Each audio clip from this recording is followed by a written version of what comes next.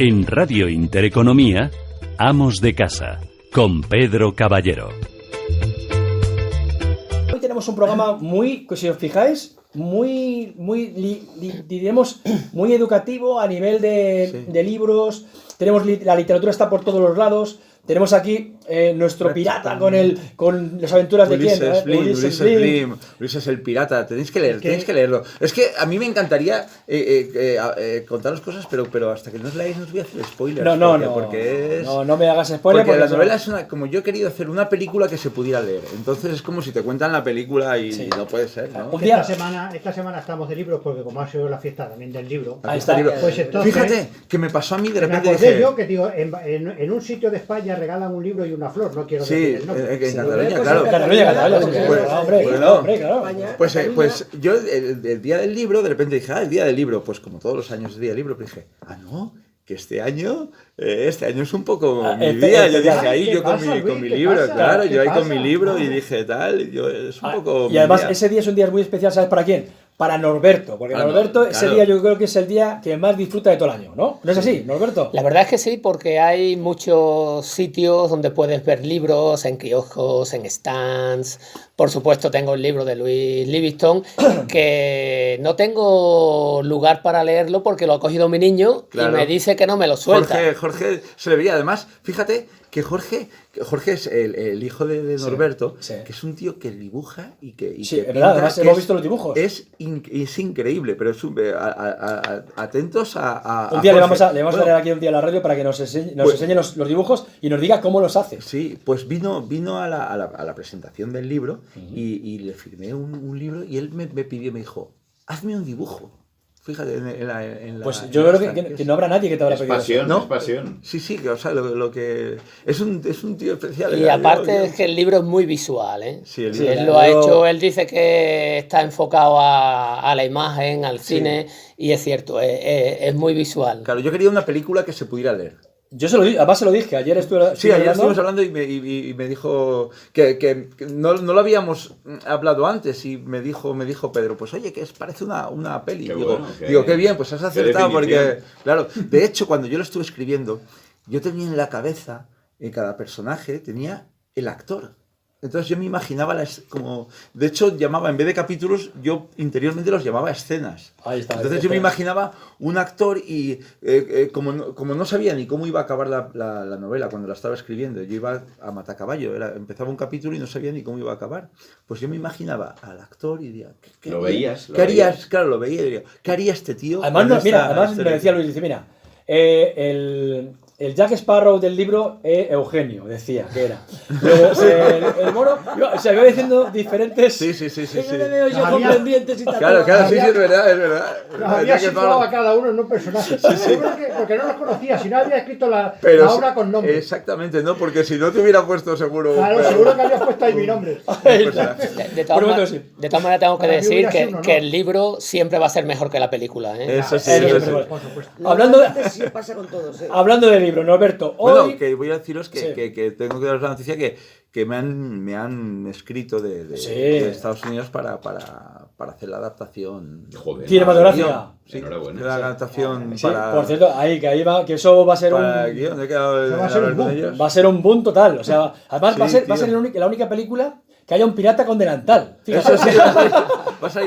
Hay un cocinero. Ese será Pedro. Hay un cocinero que del relámpago del barco que vamos, puede ir perfectamente. Claro. Se pega con el delantal. Ahí está.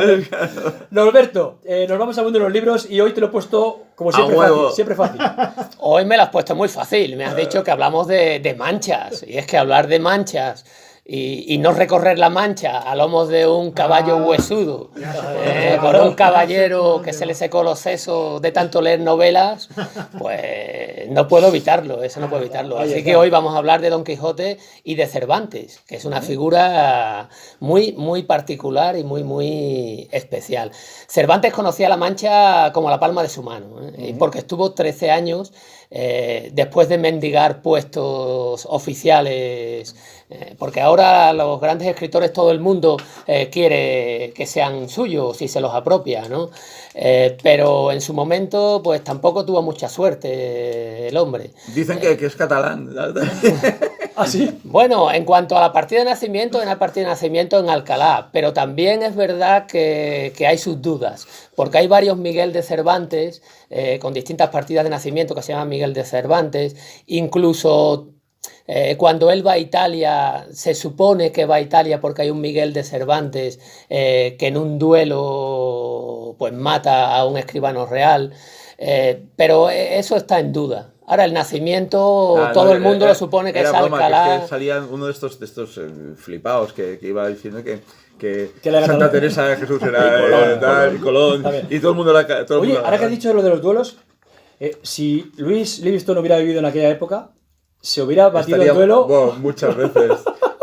Además, yo soy un fan de los duelos. Fíjate, hay un tratado que eso se lo voy a pasar. Tengo yo pendiente de pasarle una colección de libros a Norberto, que es un tratado del duelo, sobre el duelo, que lo hizo un español en el siglo XIX, en el cual es como una especie de manual perfecto del duelista y de toda la parafernalia que tenía. Y yo, leyéndolo, decía exactamente eso.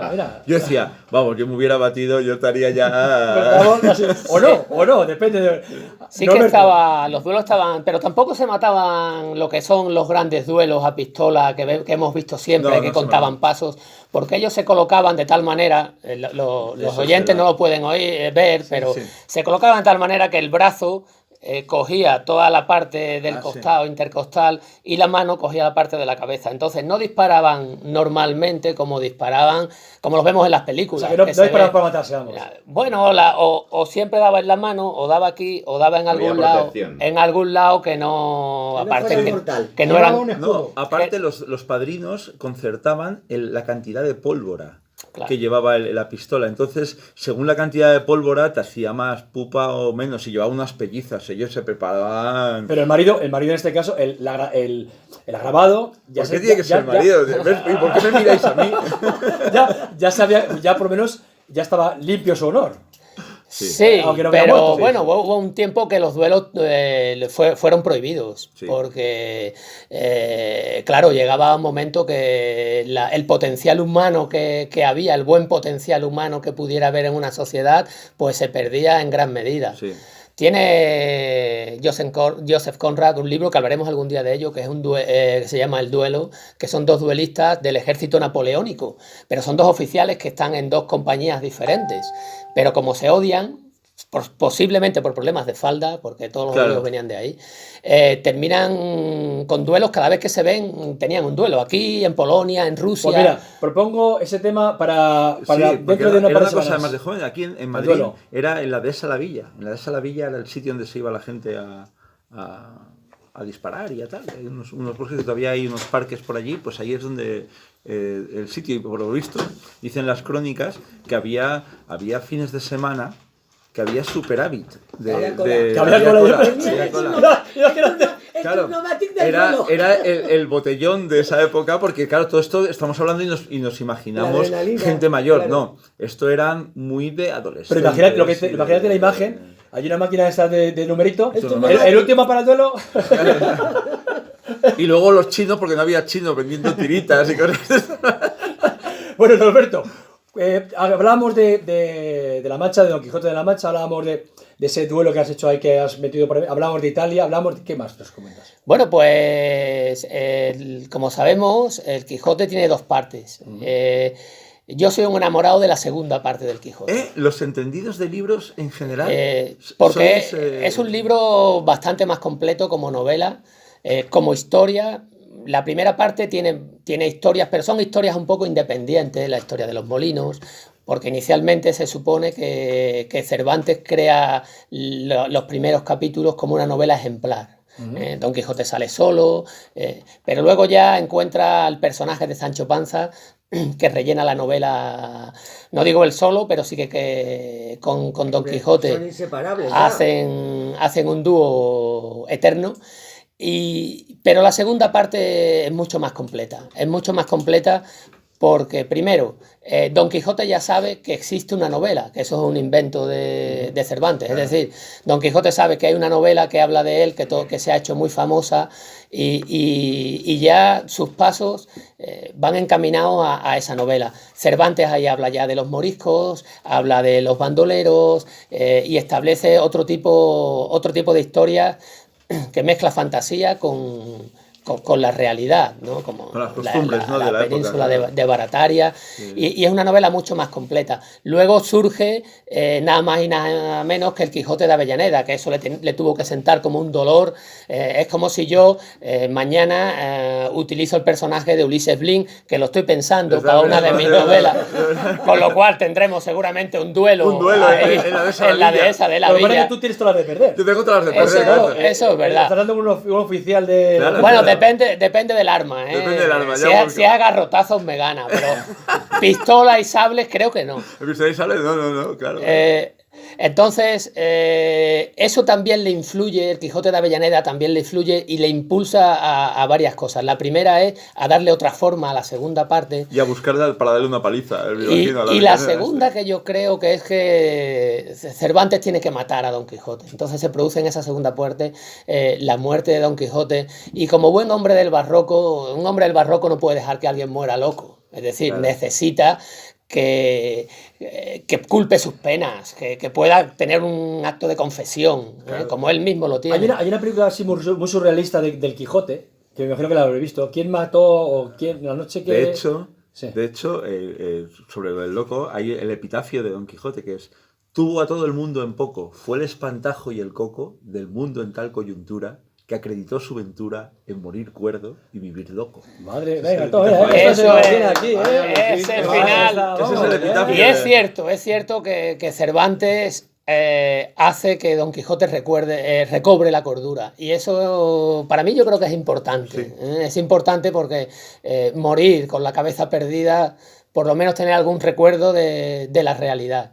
Y por eso yo defiendo esa segunda parte, y ese sería el libro, porque todos estamos cansados, bueno, no cansados, porque esto de ver la aventura de los molinos, el curioso impertinente, la historia de Marcela. Cervantes cuida mucho el personaje de la mujer. Ya la tengo aquí, perdonad. El hombre que mató a Don Quijote. Os la aconsejo ver, porque yo la vi hace poco, no me acordaba del título. Es muy surrealista, pero al final no voy a destriparla, pero es que el que encarna a Don Quijote al final es un Don Quijote. Al final va a hacer un O sea, Sí. Macho, aquí todos son spoilers. Os Aquí aconsejo, esto es un el desastre. hombre que mató a Don Quijote. Es muy buena, os aconsejo que la veáis. El libro aconsejo de esta semana... La segunda parte del Quijote. La primera parte es la que yo creo que... La primera frase, Y si no te has leído la primera, no importa, te puedes leer la no importa. segunda. Hombre, es que todo el mundo dice que lo más leído de la literatura universal es la primera frase del Quijote, no Dugas de la Mancha, ¿no? Sí, que no la sabemos todos. Bueno, pues entonces yo doy un pasito más, y yo creo que esa segunda parte... ¿Dónde escribió ¿lo sabes? Bueno, él escribió sobre todo esta segunda parte en Esquivias. Él se casa en Esquivias. Quiere limpiar su sangre, dicen que quiere limpiar su sangre, y entonces cuando ya tiene 33 años y 5 años de esclavitud, una batalla en Lepanto donde pierde la mano, está a punto de morir. Claro, la vida de Cervantes. Cervantes tiene una vida... Bueno, yo no quiero decir nada de los escritores de ahora, porque los escritores de ahora, tú eres diferente, porque yo sé que tú has estado en Jordania pegando tiros en la brigada paracaidista, en no sé qué, no sé cuánto, pero hombre, los escritores de ahora suelen venir de universidad, periodismo, televisión y tal, y escribe una novela. Ese bagaje, un poemario. Claro, un poemario. No estoy contra ellos, que hay... Borges no salió de la biblioteca, y para mí es Dios. Sí. Por supuesto que sí. Tenemos aquí una página web donde te puedes seguir, Norberto. Bueno, yo nunca he recomendado eso.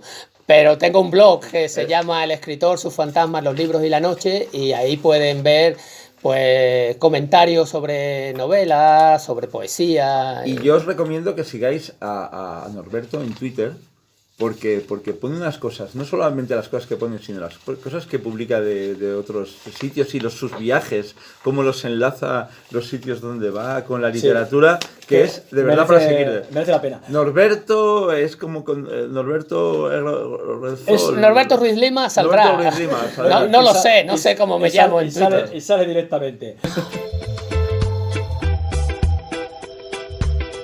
En Radio Intereconomía, Amos de Casa, con Pedro Caballero.